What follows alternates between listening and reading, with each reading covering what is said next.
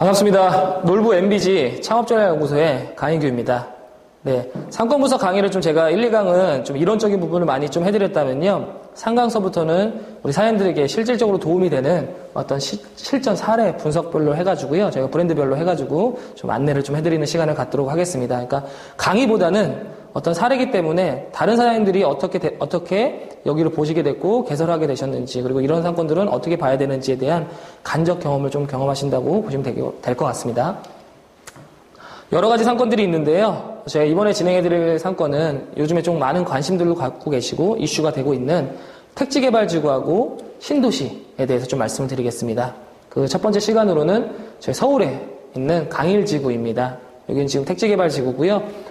부대찌개로 저희가 입점을 했고요. 2011년도 6월 달에 오픈한 걸로 제가 기억이 납니다.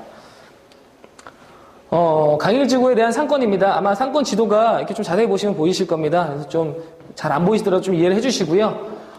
기본적인 내용을 한번 보겠습니다. 서울 강동구에 위치를 해 있고요. 아까 말씀드린 것처럼 택지개발지구입니다. 지금 이렇게 보시면은 아파트 단지들이 있는데 약 6,300여 세대가 지금 배후 자원으로 이제 갖춰져 있다라고 보시면 될 것 같고요. 여기 지금 빨갛게 표시되어 있는 데가 이 배후 자원을 하고 있는 집객시설이라든지 상업시설들이 몰려있는 곳이라고 보시면 될 것 같습니다. 보통 대부분 이런 택지개발지구 같은 경우는 아파트 단지 내 상가들이 이렇게 있는데 이 상권 같은 경우는 그렇게 단지 내 상가가 그렇게 많지 않고 여기에 집중되어 있는 상가라고 보시면 될 것 같아요. 그래서 택지개발지구의 좀 표본이라고 보시면 될 것 같습니다. 기본적으로 그리고 자원 같은 경우도 외부에서 유입되거나 외부로 유출되는 게 아니고요. 대부분 내부에 있는 자원들이 실질적으로 다 이용하는 거기 때문에 항아리 상권의 또 형태를 보고 있다라고 보시면 될 것 같고요. 점포에 대해서 좀 말씀을 드려볼게요. 당연히 아까 말씀드린 상업시설 쪽에 저희도 입점을 했고요. 2층에 있는 점포고 41평의 점포입니다. 보증금은 7천에 월세 한 350 정도로 저희가 입점했다라고 보시면 될 것 같고요.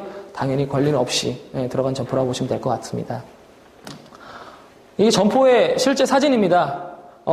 지금이야 이제 이렇게 다 입점도 1층도 입점을 했고 2층, 뭐 3층, 4층 이렇게 다 입점을 했는데 저희가 이 건물을 새로 이제 졌을 때 최초로 이제 옆에가 롯데리아고요. 롯데리아랑 저희랑 가장 먼저 좀 선입점을 했다라고 보시면 될 것 같습니다. 강일지구를 여기를 선택하셨던 점주님 같은 경우는 젊었을 때 외식업에 대한 경험이 어느 정도 있으셨어요. 그러다가 한 20년 동안은 그쪽에 손을 놓으시다가 소일거리로 한번 예를 들어서 좀 일을 한번 해보시기 위해서 저희 부대찌개를 선택을 하셨었고요. 이쪽 같은 경우는 아마 사장님께서 먼저 점포를 보고 저한테 문의를 해주셨던 점포입니다. 그렇기 때문에 이 상권에 대해서 어느 정도는 알고 계셨지만 아직도 형성되지도 않았을 뿐더러 저희 브랜드에서 잘 맞는지 안 맞는지도 모르던 상태였기 때문에 제가 일단 상담을 했던 기억이 생생하게 나고 있고요. 여기 같은 경우는 이제 사장님께서 아까 말씀드린 것처럼 여기를 사업을 해서 내가 돈을 많이 벌어야지 이런 것들보다는 실질적으로 좀 저렴하게 투자를 해서 어떤 수익성 매장을 볼 수 있는 것들을 좀 선택을 원하셨었어요. 그러니까 그런 조건에 참 부합되는 장소였다라고 저도 판단이 되고요. 여기 같은 경우는 사장님이 시행사들 측과 먼저 1차적인 협의가 끝난 상태로 저를 2차 미팅을 했던 겁니다. 여기에 대해서 좀 사례를 좀 말씀드려보면 첫 번째로요. 이런 상권들 같은 경우는 저투자 창업이 좀 가능하다는 거예요. 아까 이사님께서도 원하셨던 게 저투자잖아요. 이런 신축 건물들 같은 경우는 당연히 권리금이 없습니다. 보증금하고 시설 투자금만 가지고도 충분히 오픈이 가능하시기 때문에 좀 저렴한 비용으로 창업이 가능하다는 게 가장 큰 장점이라고 보실 수 있겠고요. 여기 같은 경우는 특히나 이런 택지개발지구라든지 신축 건물 이런 데 같은 경우는 브랜드력이 높냐 낮냐에 따라서 상당한 협상의 차이가 많이 납니다. 지금 저희 같은 경우는 아까 점포를 보셨지만 2층에 들어갔습니다. 3면 코너를 가지고 있는 거고요. 그러하기 때문에 브랜드력이 아무래도 있기 때문에 그런 자리를 내줄 수가 있고요. 그리고 실질적으로 우수한 입지를 먼저 선점할 수 있다는 게 가장 큰 또 장점이라고 보시면 될 것 같습니다. 똑같습니다. 이런 상가들이 이렇게 올라갔을 때 여러 개의 상가들이 경쟁을 합니다. 그 상가들이 경쟁을 할 때 자기네 건물에다가 좀 더 좋은 브랜드를 놓고 싶기 때문에 경쟁이 상당히 치열하죠. 그럼 저희는 그 상황에서는 고를 수 있다는 게 또 그런 장점이에요. 그러면 여러 가지 협상에서 좋은 조건을 얻어낼 수 있다는 게 있을 수 있겠죠. 실질적으로 지금 점포 같은 경우도 보셨겠지만 2층 코너에 있어서 시계성 면도 우수하고요. 그 다음에 저희가 내리자마자 바로 점포가 있기 때문에 어떤 고객들의 접근성도 편리한 거죠. 지금 저희가 대로변에 입점을 한 건 아닙니다. 또 이면 쪽으로 저희가 입점을 했고요. 대로변 같은 경우도 점포들이 비어 있었습니다. 다 비어 있습니다. 그때 당시에. 지금은 이제 어느 정도 좀 차 있지만 아직도 좀 비어 있는 점포들이 많이 있습니다. 그게 왜 그러냐면 임차료가 너무 상당히 비쌌어요. 그래서 실질적으로 들어갈 수가 없는 거죠. 사장님도 저희한테 문의했던 게 그거거든요. 외부로 나가는 게 대로변 쪽으로 나가는 게 낫지 않냐 라고 문의를 하셨었어요. 근데 요 상권 같은 경우는 아까 말씀드린 것처럼 항아리 상권이에요.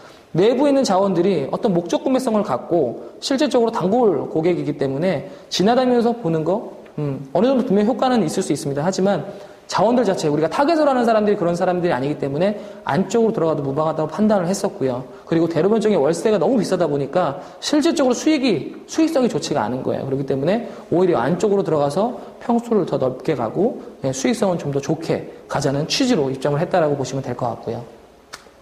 이런 상권들에서 사장님께서 많이 고민하실 거예요. 야, 그런 상권들 제가 아마 이 저리를 몇 분들한테 추천해줬으면 대부분의 사장님들이 다들 그럴 거예요.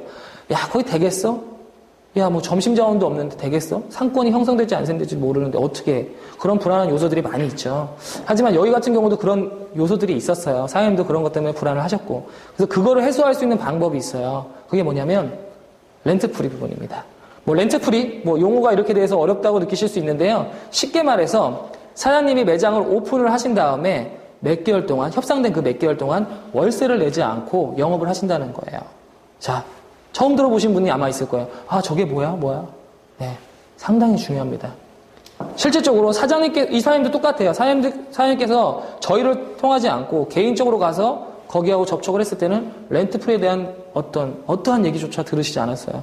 제가 가서 아까 처음에 저희가 말씀드린 것처럼 7,350이었죠. 원래 여기 같은 경우 월세가 420, 30을 불렀습니다.